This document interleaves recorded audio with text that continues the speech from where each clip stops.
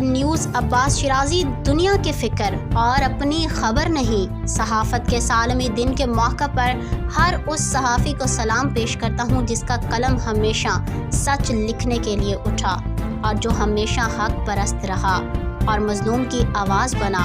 میرا سلام ہے ہر اس صحافی پر جس نے میدان صحافت کی اور پھر بھی ثابت قدم رہا۔ میرے سلام ہے صحافت کے شہیدوں کو جو ہمیشہ ثابت قدم رہے اور جام شہادت نوش کیا۔ 3 مئی صحافت کا عالمی دن ہے۔ آئیں ہم سب صحافی برادران عزم کرتے ہیں اور ہم صحافت میں جہاد کرتے رہیں گے۔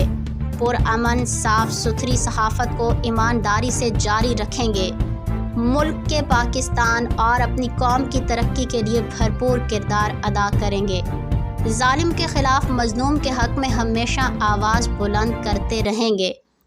آئیں عزم کرتے ہیں، سچ لکھیں گے، سچ شائع کریں گے اور سچ دکھائیں گے اور سچ ہی بتائیں گے۔ صحافت کے عالمی دن کے موقع پر اپنے تمام صحافی بھائی اور بہنوں کو اور صحافت کو سلام پیش کرتا ہوں۔